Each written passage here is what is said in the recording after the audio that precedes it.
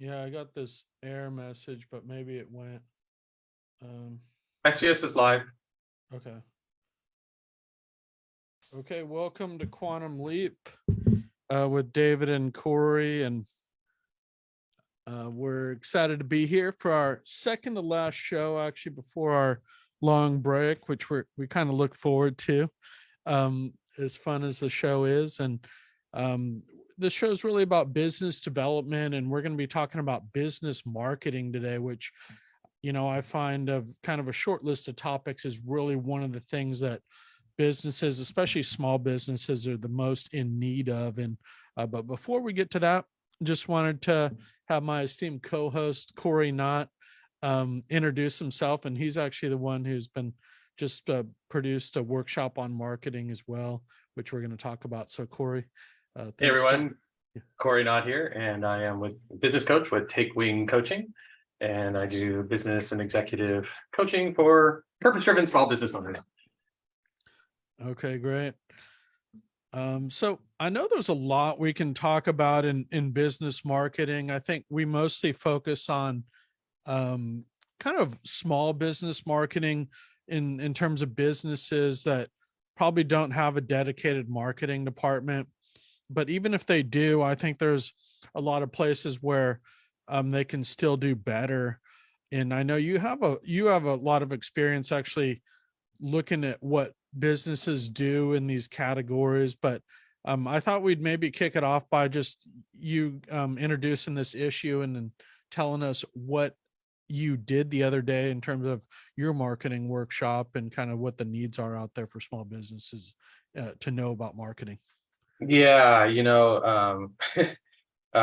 so I work with Gail, of course, who's my wife, business partner, and she is a business coach, but I think she really focuses more on the marketing aspects, and various other things within that, but she's kind of more action oriented, strategy oriented with marketing, and has been doing that for almost 20 years, starting out with marketing her business and then doing it for other people, especially in health and wellness, but now does a number of other things and acts as a marketing director for a couple of people as well. And so I kind of watch what she does, and then I have my own, feelings about it. And as a business coach, what I really run into is people get,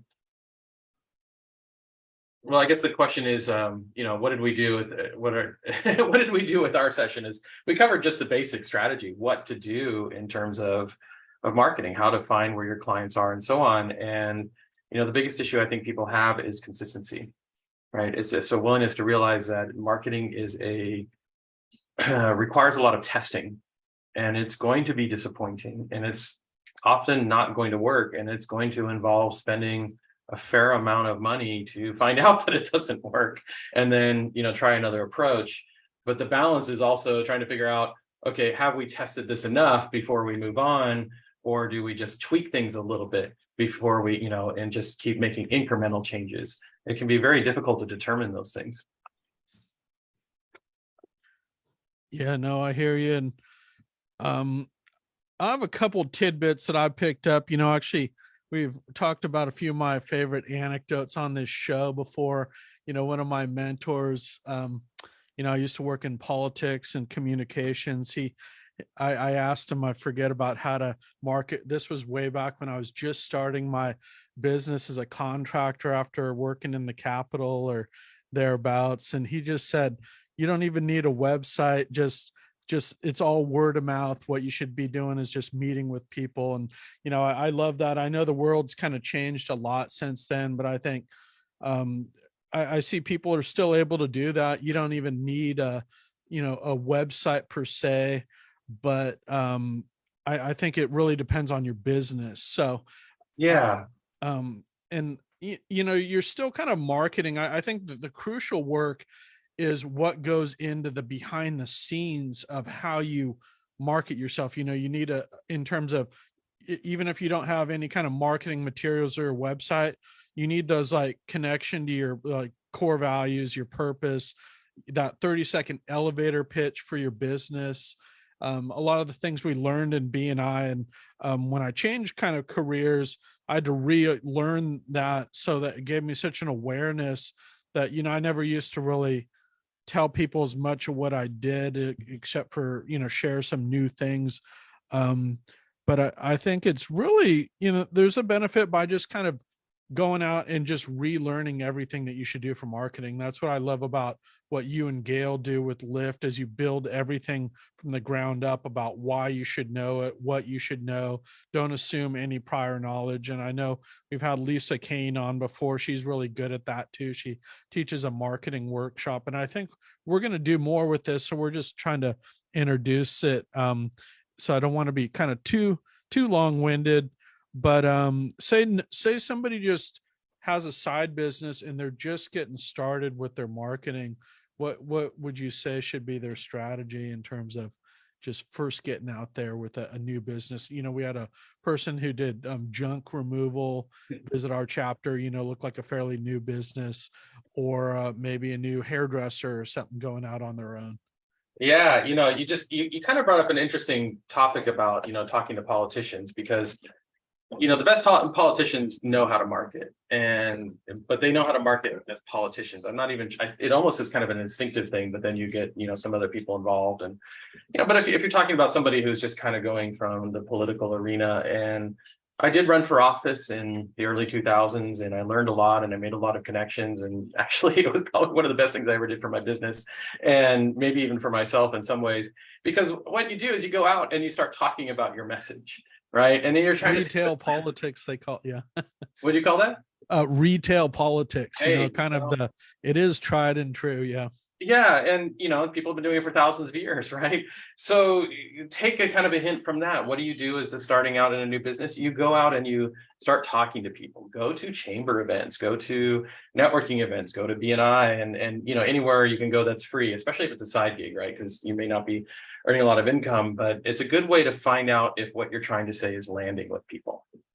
And you shake hands and you talk, and somebody says, okay, tell me more about that. And you've got to learn to explain it, because as you get that, then you start getting an idea. Okay, this is what people are hearing. These are the kind of people I want to work with. This is what I should start, putting into my message. I mean, there's a lot of other things to say, like starts with why and all those other fun things. But I think just getting out and talking to people will start to give you an idea of what your marketing ought to look like. And I think a lot of people skip that part, and they just keep trying to experiment with saying things the way it comes out of them and not the way people want to hear it. Yeah, I know Tony Robbins is big on this, that it's about the quality of the questions we ask ourselves. And I hear that from John Maxwell. I also see that in your teaching. Like when I was new with my business, just the questions alone that you asked me with your experience really gets you thinking about, maybe I told you my pitch, but there was a big hole in it or something that's not clear.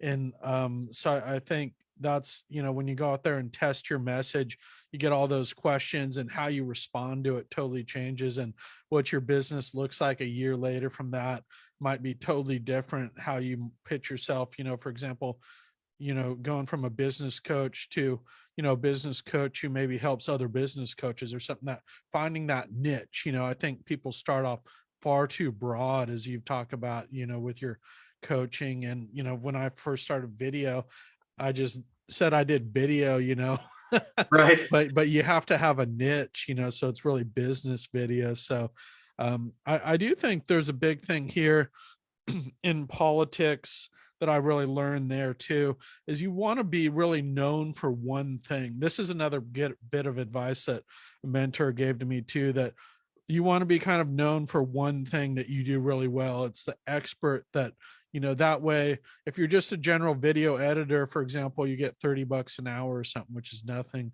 But if you're the top video editor for music videos, then maybe you can charge even $500 an hour or something. So I do think that specialization is so critical, and you're not going to know that up front, but knowing that you need to head in that direction, I think is a key thing.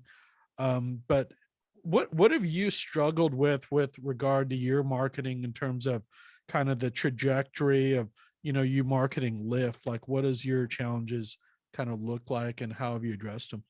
Well, and I think this actually kind of goes to, there's so many areas of coaching that I cover, but, we work with certain types of people.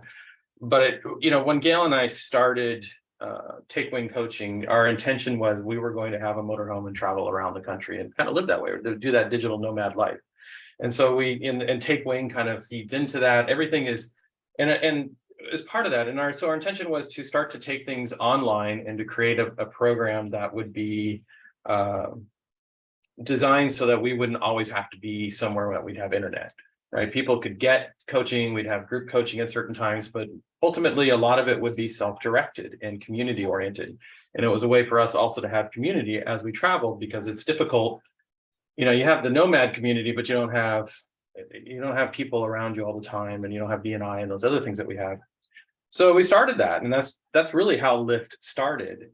And because of the baby and because of COVID and so on, we became more grounded and started settling back into our own communities, our BNI and the ones that Gail's and enjoying many, especially, a lot of Asian women, Filipino communities and so on. And we've got our chambers. And so we started to feel like we don't need the community that we had originally intended for Lyft. And it's not showing up, right? Our desire, our vision has changed. And so it's showing up differently in Lyft, and we're not seeing the community build the way we had intended. And what we realized is we don't really intend that anymore.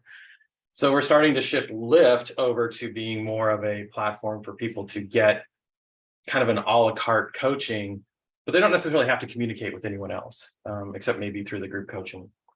But that's not the intent. The intent is people can get value without having to spend huge amounts of money. So what's been interesting is as our marketing language changes, right? And sometimes what we've had to realize is our heart really wasn't in building the community in the last couple of years, even though we were still thinking that. We're still thinking this is the way Lyft ought to be, but it really wasn't going that direction. And so that can be one of the big frustrations of marketing, is that you're spending money, you're trying to do these things, and people aren't getting it. They're not showing up. And it might be more having to do with your vision, your values, your why. And so we've started to kind of dive into what is our feelings about this. What do we want from it? We really like the cohort coaching. I love working with groups. Gail enjoys that. She also likes one-to-one and some other things. And so we're shifting over to that, which means we have to shift our marketing to kind of a different message again, just taking some, tweaking some of the things that we were doing in the past. But so I think I know it's a long story here, but the point being, sometimes we have to look inward to find out really what it is we're trying to accomplish before we get frustrated with it not working. Yeah, well put, all that internal work. And that's what I meant, that a lot of people, when I mention marketing, they think we're talking about, what you should do here on this social media platform. But it's really starts with that big picture vision of your business. And when you have that, what you're drawn to, then it's just communicating that. And I think that's really what you've really helped me. And we are moving kind of in the same direction in that cohort coaching. And I actually have some ideas. One we're going to talk about on air, but I have a couple more we can talk about offline about that, because I think that is such a good thing. And, we've talked about this topic before about what do effective marketers do? And I know you've always kind of flagged these people for me that you've seen, like, I really like how that person markets their business, but the people out there who are doing marketing well, what do you see them doing? Like, who are they, and what types of things are they doing Well, consistency is really key. I mean, I watch my own buying patterns on Facebook, and I make decisions kind of like, oh, that looks pretty cool, but sometimes I like shelve it, like I'm not really ready, or I don't trust it. Right? That's a big thing, is building trust. That that's not just another sales pitch. I mean, you get a lot of that stuff on Facebook, like, I can do this and you'll be a millionaire and blah blah blah, and I get those from LinkedIn. I get all kinds of stuff. But sometimes people just have an effective, like, hey, this is what we're doing, you might be interested, are you interested? And it's like, well, maybe. And then I get another message about it, and another message about it, and they're consistent. They're not changing the story too much. They may present it in a couple of different ways. And then there's the social truth. What do they call that? The social proof, right? Which is where people are commenting and saying, hey, this worked for me. And then you're like, okay, but are they really saying that, or are they hired to say that, right? So there's a lot of, it's consistency. That's really what it comes down to, and being really honest. And it's just so much dishonesty in marketing out there. And a lot of it might come from more where I'm being as a coach. I'm seeing a lot of people say, hey, I can, get you 30 appointments a month and blah, blah, blah. And like maybe that worked for one person, and then you're saying it's going to work for everyone. But our experience is that it often doesn't. And these people market in such a way they get so busy that they can't handle their customers, which is a big frustration we had last year. So, or they try to fit you into one path, and that doesn't work. So the answer is consistency and keep at it. Yeah, you raised a lot of very interesting issues there, and I think a key thing is that it's what people are willing to do. We have such different propensities to do marketing. If we're a solopreneur, for example, that, for example, I can run an ongoing video program all on my own because I do video. And if I do that, it really accelerates my skills and I love doing it. But then I do get kind of more work than I can handle in certain directions. And if I'm moving on this coaching issue, I've kind of stepped back to say, okay, 30 videos, about 30% of what I'm going to do. How do I like maximize my time? Whereas if you're putting as much time into the marketing as you are into doing that work, that's a little, so how do we get kind of the most bang for our time? And then what are the different, some people just won't do any marketing. They don't like social media, so they're not going to do it. To ask that person to do social media isn't going to work, but that doesn't mean they couldn't use somebody to do their social media for them, to outsource them. And I think a lot of people, I think, don't really understand what good marketing can do. It can really transform your whole business, like the people that you attract. So you're getting, instead of maybe like the lower level type clients in a certain class that are kind of nickel and diming you on cost, they can get people who don't care as much about cost because you're attracting those people.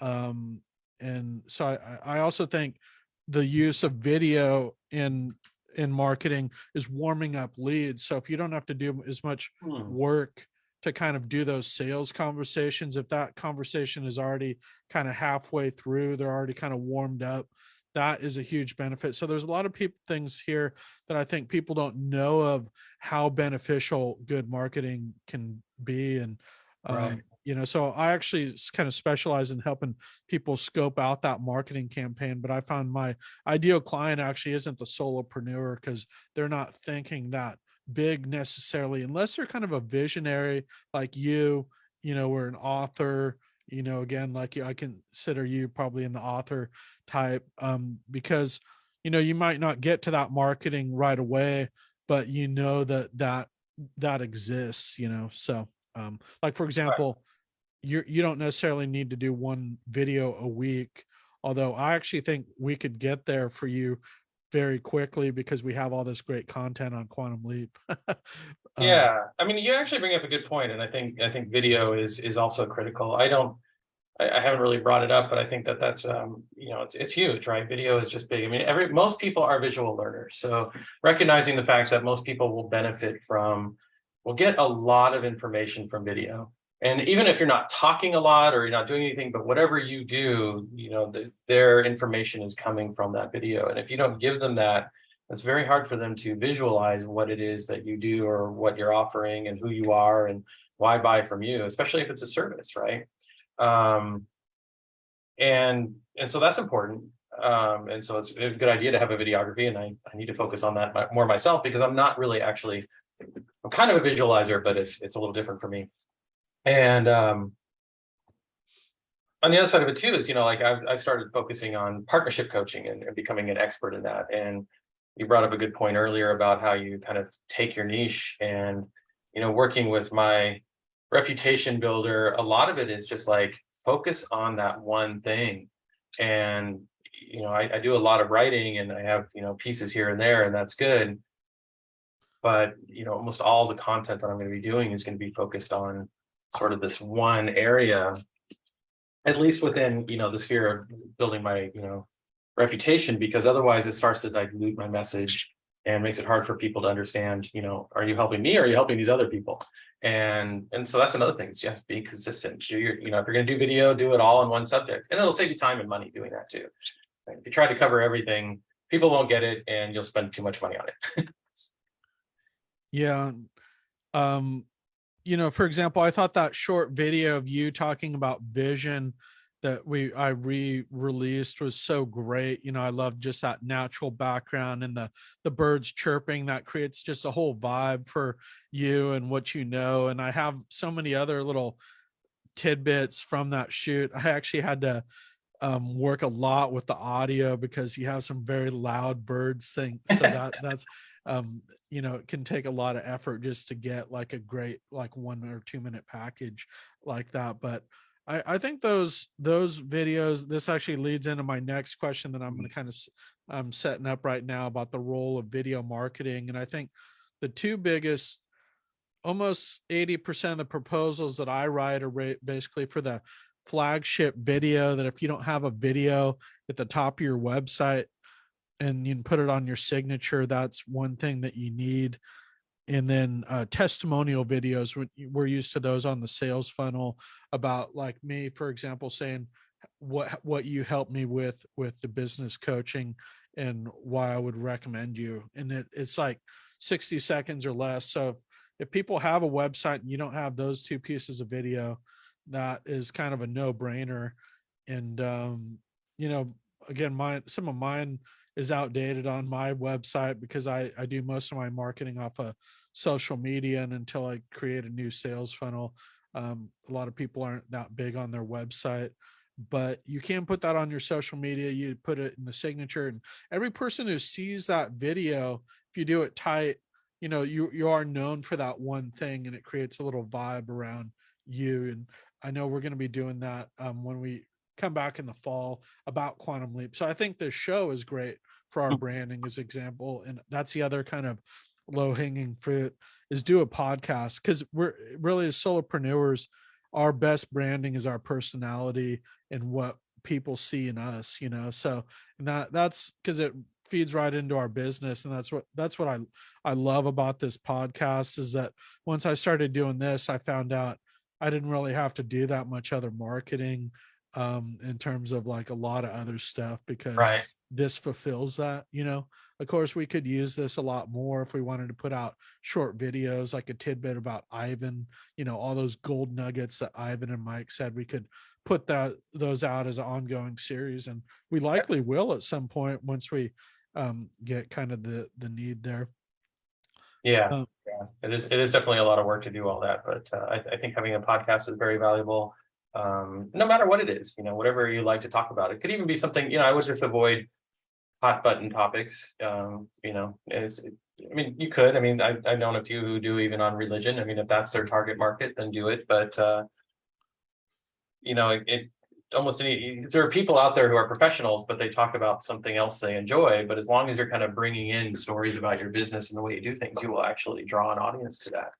Um, and so if you were, say, a contractor, but you're talking about building, or I shouldn't say building, but some other thing you do, like working on cars, you would still find that people are listening to it and say, hey, you're a contractor, you're in my area, I'd like to talk to you about that, because you have a shared values is really valuable.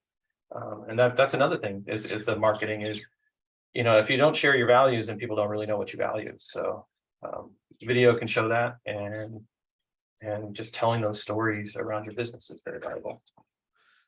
Yeah, and I think the other video session, the longer form, is just, and we should do an updated one in the off season, is where we sit down and interview each other, where I ask you about these things, and we do it on here. But if we have a better background and a little bit more of a vibe to it, that's like that short video we did, then you can put those out as like short videos about what's your vision, how do you help partnerships, so where you're just addressing one topic, like with the lower thirds, and then boom at the end, like get in touch with me or whatever. So I think that's another great like low hanging fruit piece. Or maybe it's like a quick tips, you're an attorney, maybe you do personal injury. Every week you put out a video like on one aspect or theme. Maybe it's your ideal client, maybe it's how you help somebody, but so a series. Right. Yeah. Yeah. I know I'm updating my new website, and it's like, okay, I need content. it's it's a lot to kind of figure out, but the nice thing is it's just sort of a work in progress. It's just by editing and figuring out all that fun stuff. Yeah, we can talk about that. I actually have some ideas on how to get a lot of the content out of our podcast as well, which you'll be interested in. Um, Other than that, I did want to kind of set up part one of this discussion for this new Rotary Mastermind, which I actually haven't introduced to you yet, but I know it's been in the works for a little while, and it's really the brainchild of, you know, Jesse Schmidt with, with TNT Fitness. Him and me have talked about it, and he actually, I'm giving him most of the credit for developing this, but he, we actually have the first session set for May 18th at the new Parkway Theater, and we're going to do another piece that I'm going to have you work on. I definitely think you should come to this event. But it's so the new Parkway, Thursday, May 18th from 5 to 7, an audience of 100 people or so. But it's based on this concept that he came up with about the fundamentals of business based on this book. I guess I think it, I don't know. I think it's this Donald Miller, How to Grow Your Small Business, to where there's 6 things about business. So, based on the premise that every business owner needs to know about leadership, sales, marketing, operating expenses, overhead, products and services, and cash flow, and that where they make these errors and these things, they mess up, and you can never get past like these barriers. So he actually kind of is basing this whole mastermind on really 3 key books that he considers to be like the best books on for small business, kind of these fundamentals, which we're actually going to have part 2 of this discussion next week, because I'm setting it up with you because you're great on the business fundamentals, and I'm sure you have some books to add here. But his first one, his number 1, is this Profit First, which I don't know if you've heard about, the by Michael Moskowitz. And They have a whole coaching program. yeah, and for those of you who don't know Jesse, he recently started a gym during COVID, so it's about kind of bringing in money to keep the doors open. And I started listening to this book on Audible, and it's very good. And I'll admit I'm not the best on a lot of these concepts. I'm kind of an ideas guy, and I get sidetracked in a number of different pieces. And so I love this kind of reading program that Jesse gave me, and I'm reading all these books. I have his second book called The E-Myth, which is about scaling your business and like building a franchise. And so they started with just them training virtually, and now they have a couple other trainers. So, they're kind of following this formula. And I mean, this book is one of the most famous small business books, as you know. And he's written whole series. I do have a book for them. I'm looking up the name. I want to say it's actually written by somebody who started a chain of gyms, and as a trainer, and was very successful. And he's got a lot of good information. I've been using some of it. I just there's my library. Business. Yeah, Founder, Farmer, Tinker, Thief. The 4 phases of the entrepreneur's journey. Okay. Yeah. If they haven't checked that out, that's good. Here, can you say that again? Yes, Founder, Farmer, Tinker, Thief. The 4 phases of the entrepreneur's journey. Chris Cooper. So he is he started out as a starting a gym and as a trainer, and started really kind of figuring out, like, am I just paying myself an hourly wage, or how do I turn this into a real business? And he has a really good formula that I've been using a lot of, which is just basically determining what is your hourly rate based on how much you bring in income and how many hours you work in a year. And then once you start realizing that most entrepreneurs are probably earning 20 to 25 an hour, even if they're lucky. And but if your effective hourly rate that's your effective hourly rate. So if what you're charging is closer to 500, what could you be doing? What could you be giving to somebody else to do for that 20 or 30 an hour, so that you're, building up your own effective hourly rate. Yeah, great. No, I put that on my list. I'm going to get it when we get off here. And the last book, I don't know if you've heard about, called, it's Donald Miller, Building a Story Brand, which Yeah. Jesse kind of swears by this. And this goes with a lot of that clarity that you brought to my business. I'll just read the cover jacket here. Every day, most business leaders make a mistake that costs them thousands, if not millions of dollars. They don't explain clearly what it is their company does. People buy things because they read words that make them want to buy things. The story brand framework makes talking about your brand simple and effective. This paradigm shifting approach to connecting with customers gives you the ultimate competitive advantage, revealing the secret to helping customers understand the benefits of using your products, ideas, or services. Building a story brand does this by teaching the 7 universal story points that all humans respond to, the real reason customers make purchases, how to simplify your brand message so people understand and act on it, how to create the most effective messaging for websites, brochures, and social media. And, as storytellers, this is a lot of the stuff that I feel like you've done for me already. This is kind of another framework that's set up, and I love to see how he goes through it. And I haven't started reading this yet. I'm reading Profit First, but that's another one to check out. There's actually a really good lesson in there too, which is what is in your website in terms of, what is it marketing? Is it marketing you, or is it marketing, your stories? And, are you putting the people that are coming to your website into the story? Are they seeing themselves in that? Because it's a lot of times the website is I versus you, and not what you will get, but more of doing that. So I think that the story brand, using the hero's journey, is a very valuable tool. Yeah. That is a big shift. And it's easy to forget to do that, by the way. Yeah.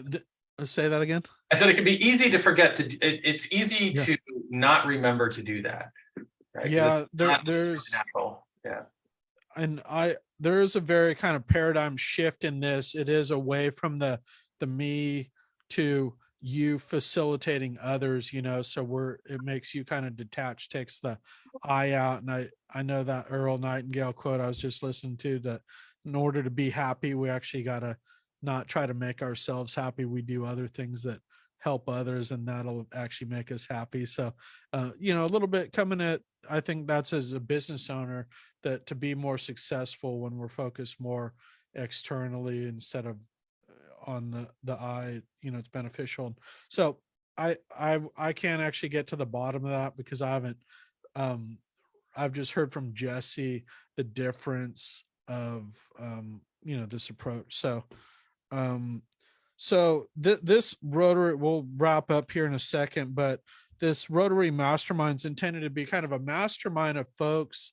And I know you actually produced a mastermind for a while, and you're familiar with this concept of mastermind. We actually have our own mastermind in B&I, but we're really reaching out to new people, Rotarians, business owners, to come and be part of this group of people who can help you grow your business, networking, but also provide this like ongoing professional knowledge. So we're definitely going to have you be, invite you to be a part of it. And I actually have an idea on something we're going to do, maybe look at doing on our own, kind of in this same vein. And we're going to also talk about some of these concepts next week, because really, Jesse and this mastermind is going to stress these business fundamentals of, leadership, sales, marketing, operating expenses, product, services, and cash flow.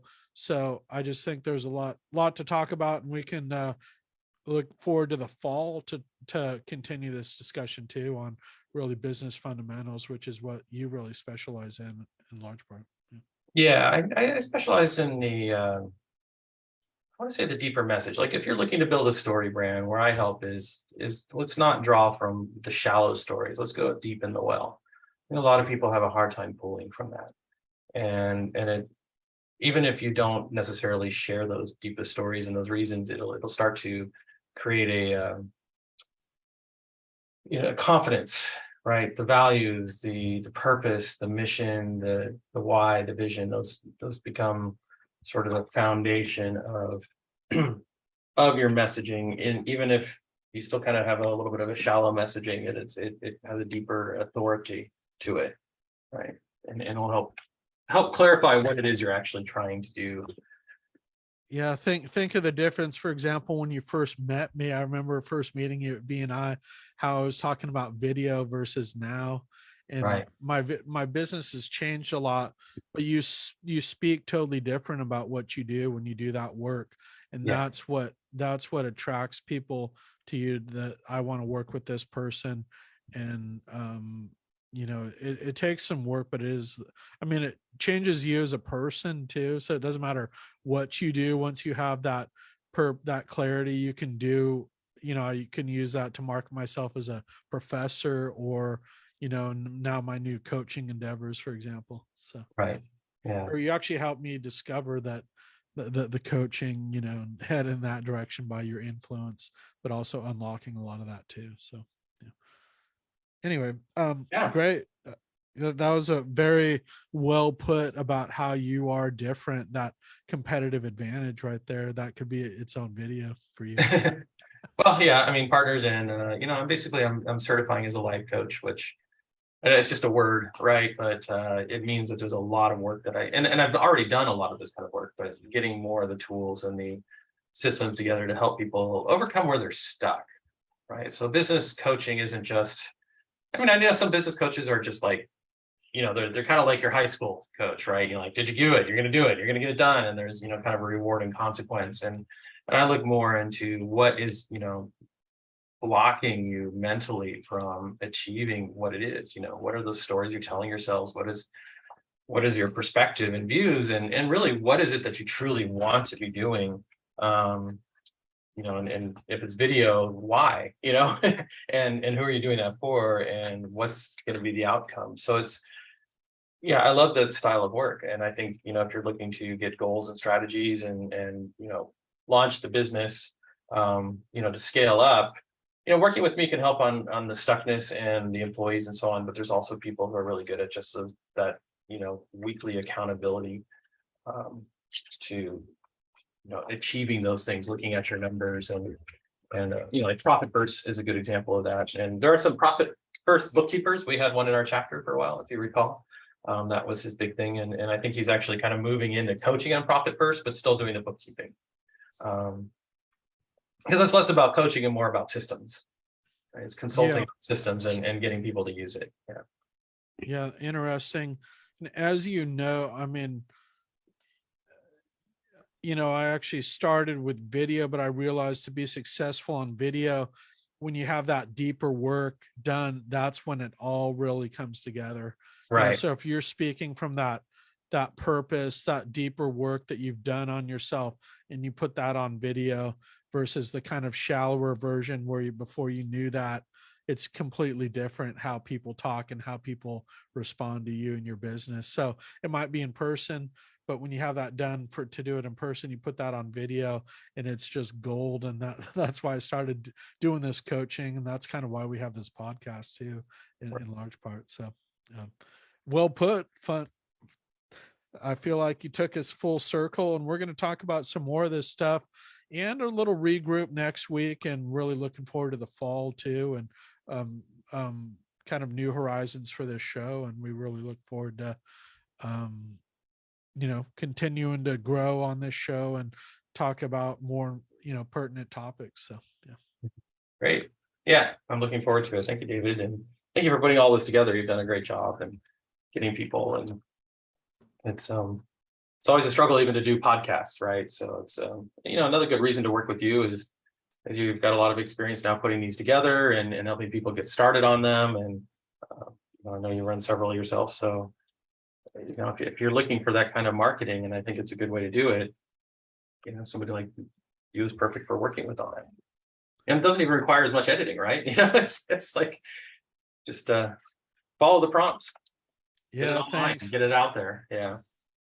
It's funny. I'm actually inspired by Earl Nightingale, who, did that radio show. So I really look at him now, and as we've done this show more, I some of this stuff makes sense, that it's really a powerful way to communicate information, but it also helps us organize and advance our own ideas too. So Right.